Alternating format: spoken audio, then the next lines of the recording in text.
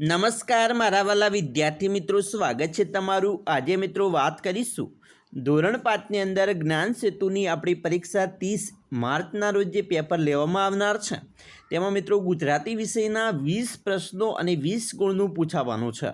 તો તમે 20 પ્રશ્નમાં 20 ગુણ સારી રીતે મેળવી શકો તેના માટે આપણે ભાગ નંબર 4 લઈને આવેલા છીએ, જેમાં મિત્રો ભાગ 1 થી 3 અગાઉ વિડીયો બનાવીને મૂકેલા છે। જે સોલ્યુશન તમારે જોવાનો બાકી હોય તો ચેનલના પ્લેલિસ્ટમાં જઈને જોઈ શકો છો। વિદ્યાર્થી મિત્રો, વિડીયોની શરૂઆત કરીએ તેના પહેલાં તમે ખાસ ચેનલમાં નવા છો તો મિત્રો ચેનલને અવશ્ય સબસ્ક્રાઈબ કરી વિડીયોને લાઇક અને શેર કરવાનું પણ ન ભૂલતા, જેથી કરી અમે તમારા સુધી ધોરણ 5ના તમામ વિડીયો અને તમામ પ્રશ્નપત્ર મોકલી શકીએ। મિત્રો, આપણી ભાગ નંબર 1 થી 3માં 1 થી 90 સુધીના પ્રશ્નો જોયેલા છે। હવે આપણે 91 પ્રશ્નોથી અહીંયા શરૂઆત કરીશું। મિત્રો, 91 પ્રશ્નો છે। આપેલ વાક્યો વાંચો અને સાચો ક્રમ પસંદ કરો। જેમાં પહેલું છે, મોટી રિસેસમાં ભોજન લઈ થોડું રમ્યા, સમયસર નિશાળે પહોંચી ગયા, છેલ્લા તાસમાં શિક્ષકે વાર્તા કહી, પ્રાર્થના પૂરી કરી, સૌ પોતપોતાના વર્ગમાં ગયા। હવે મિત્રો, અહીંયા સૌપ્રથમ તમારે 4 જે ઓપ્શન આપેલા છે આડાઅવળા છે, તો સૌપ્રથમ શું આવે? તો મિત્રો આપણે સમયસર નિશાળે પહોંચી ગયા એ પહેલું વાક્ય આવે છે। પછી પ્રાર્થના પૂરી કરીએ, પછી આપણે પ્રાર્થના કરીએ છીએ એટલે કે પ્રાર્થના પૂરી કરી સૌ પોતપોતાના વર્ગમાં ગયા એ ચોથું વાક્ય બીજો નંબરમાં આવશે। પછી મિત્રો મોટી રિસેસમાં ભોજન લઈ થોડું રમ્યા એ મિત્રો ત્રીજા ક્રમમાં આવે છે। અને છેલ્લે તાસમાં શિક્ષકે વાર્તા કહી, છેલ્લા તાસની વાત છે એટલે કે 5 વાગ્યાની વાત છે, તો અહીંયા 3 નંબરનું વાક્ય છેલ્લું આવે છે। તો આપણો ક્રમ છે વાક્યનો 2, 4, 1, 3 એ છે એ બીમાં છે, તો બી ઓપ્શન આપણો સાચો છે। તો આવી રીતે તમારે પસંદ વિકલ્પ કરવાના છે।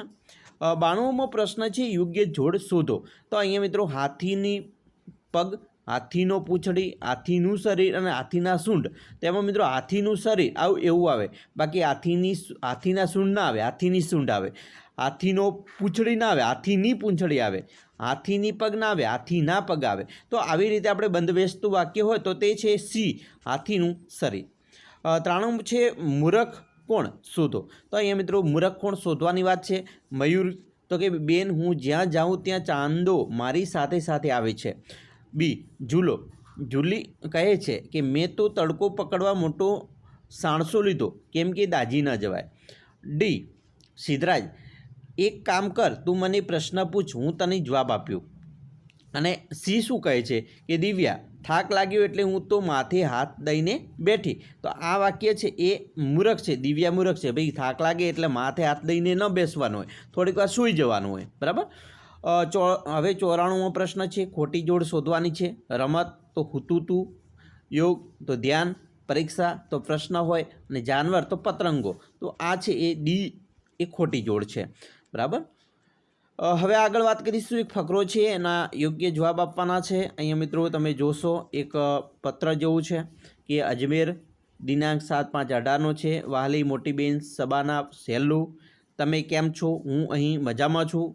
મોટી બહેન, મારી રજાઓ આજથી શરૂ થાય છે। હું આપણી નાનીના ઘરે 10/5/18ના રોજ જવાનો છું।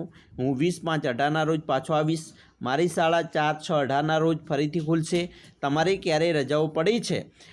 તમે અહીં નહીં આવી શકો, આપણે ખૂબ મજા કરીશું, આવજો, બરાબર। અને અહીંયા છે અલી સહી કરે છે। અહીંયા મિત્રો પ્રશ્ન આપેલા છે એની વાત કરીએ। પહેલું છે કે ભાઈ કાગળ કેટલા વર્ષ પહેલાં લખાયેલ છે? તો મિત્રો આજની તારીખે ગણીએ તો 18 થી 24, તો 19, 20, 21, 22, 23 અને 24। તો આ મિત્રો આજની 24માં ગણીએ તો 6 વર્ષ પહેલાં લખાયેલો છે એવું આપણે કહી શકીએ। 96મો પ્રશ્ન છે, નાની એટલે? તો મિત્રો નાની એટલે આપણે મમ્મીની મમ્મી હોય એને નાની કહીએ છીએ। 97મો છે, અહીં કેવા વેકેશનની વાત છે? તો મિત્રો અહીંયા ઉનાળુ વેકેશનની વાત કરેલી છે। 98મો છે, વેકેશન કેટલા દિવસનું છે? તો 28 દિવસનું છે, આપણે તારીખ ઉપરથી ગણી અને કહી શકીએ છીએ। 99મો છે, વેકેશન કઈ તારીખ સુધી છે? તો મિત્રો 3/6/18ના રોજ સુધી વેકેશન છે। 100મો પ્રશ્ન છે, મારી રજા આજથી શરૂ થાય છે એટલે કે તારીખ 7/5/18થી શરૂ થાય છે, જે તમે ફકરામાં જોઈ શકો છો। 101મો છે, આ ફકરાને શું કહીશું? તો મિત્રો આપણે પત્ર કહીશું, કારણ કે પત્ર પ્રમાણે ફકરો લખેલો છે। હવે મિત્રો એક ફકરો બીજો આપેલો છે જેની અંદર પણ તમે જોશો સરસ મજાનો ફકરો છે। એ ફકરો વાંચવાનો છે, સમજવાનો છે અને આપણે પછી પ્રશ્નોના જવાબ આપવાના છે। તો મિત્રો ફકરો એવો છે કે નંદિનીના મનમાં વારે ઘડીએ એકના એક જ વિચાર આવતા હતા. પહેલાં બધું કેટલું સારું હતું. મમ્મી રોજ સવારે ઉઠાડતી, દૂધ અને ગરમા ગરમ નાસ્તો આપતી. હું નાહી ધોઈને થોડું ઘણું વાંચતી, લખતી, વળી જમી પરવારીને નિશાળે જતી. નિશાળેથી આવીને વળી કંઈક ખાતી. રાત્રે પણ મમ્મી સ્વાદિષ્ટ રસોઈ બનાવતી. હું મમ્મીને કચરા પોતા વાસણ કપડાં કરવા લાગતી, પણ મોટે ભાગે તો ભણતી અને રમતી. મમ્મી સાજી નરવી હતી, ત્યારે તો ઘરનું બધું કામ ચપટી વારમાં થઈ જતું. હવે તો બધા કામ મારે જ કરવા પડે છે. તો આ ફકરો છે, એના આધારે પ્રશ્નો મિત્રો અહીંયા તમે જોઈ શકો છો. 102મો ફકરો છે કે નંદિનીની મમ્મીને શું થયું હશે? તો મિત્રો બીમાર હશે, કારણ કે એને કામ કરવું પડે છે એટલા માટે. 103 નંદિનીને હવે ઘરનું કામ કેમ જાતે કરવું પડતું હશે? તો કે તેની મમ્મી બીમાર હશે એટલા માટે. 104 પહેલાં બધું કેટલું સારું હતું, તેનો અર્થ નીચેનામાંથી શું હોઈ શકે? તો મિત્રો મમ્મી બધું જ કામ કરી લેતી હશે. 105 હવે તો બધું જ કામ મારે જ કરવું પડે છે, આવું નંદિનીને કેમ કહ્યું હશે? તો મિત્રો તેની મમ્મી બીમાર હતી એટલા માટે કહ્યું હશે. આપણે ફકરામાંથી પ્રશ્નો આવી રીતે શોધી શકીએ છીએ. સાજી નરવી એટલે મિત્રો તંદુરસ્ત હોય એને સાજી નરવી કહેવાય. એવી રીતે મિત્રો બીજો ફકરો તમને પૂછી શકે છે. અહીંયા તમે ફકરો જોઈ શકો છો. ગોપાલ ગાડામાં ચડ્યા અને બળદ હાંકવા માંડ્યા, બરાબર? તો એ ફકરો છે. તો એના આધારે આપણે પ્રશ્નો આપવાના હોય તો તમે ખાસ વાંચજો, સમજજો. મિત્રો પ્રશ્ન એવો છે કે ભાઈ બળદગાડું ખેતરે કેમ લઈ ગયા હશે? તો મિત્રો કેમ લઈ ગયા હોય? તો કે ભાઈ પાકેલો મોલ ગાડામાં ભરી ઘરે લાવવા માટે. એ તમે અહીંયા ફકરામાંથી પણ શોધીને જોઈ શકો છો અને લખી શકો છો, બરાબર? હવે આગળ વાત કરીશું. 108 અહીં વાવાઝોડું શબ્દ એટલે શું અર્થ થયો? મિત્રો વાવાઝોડું એટલે ફાસ્ટ આવતું બળદ ગાડું એવો અર્થ થાય છે, બરાબર? ખેતરમાં ઊભેલા કાકાને થયું કે આ શું વાવાઝોડું આવે છે. તેમણે એમના ગાડામાં ઉછળતા જોયા, ત્યારે એમની વાત તે સમજાયું, બરાબર? અહીંયા આ શું વાવાઝોડું આવે છે? વાવાઝોડું એટલે જે ફાસ્ટ બળદગાડું આવે છે એની વાત કરેલી છે. 109 છે ઘરેથી ખેતરે જલ્દી પહોંચ્યા એવું શા પરથી કહી શકાય? તો મિત્રો ઘરેથી ખેતરે પહોંચતા રોજ કરતાં ઓછો સમય લાગ્યો એટલા માટે કહી શકાય. 110 છે ફકરામાં કેટલા વ્યક્તિ વિશે વાત છે? તો મિત્રો ફકરો તમે વાંચ્યો હશે તો તમને ખબર હશે 4 વ્યક્તિઓની વાત થઈ છે.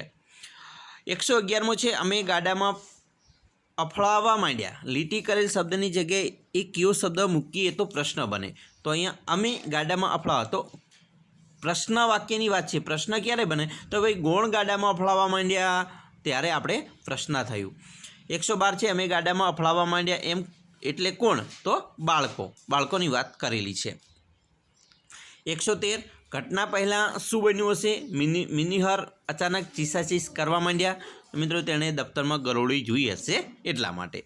114 છે સમૂહ દર્શાવતો શબ્દ, તો વણઝાર મિત્રો સમૂહ કહેવાય. 115 ચોમાસામાં ખૂબ વરસાદ પડતા જ ગામના બધા કૂવામાં પાણી ઓસરી ગયા. લીટી કરેલ શબ્દને આધારે વાક્યમાં ભૂલ છે, સાચું વાક્ય લખો.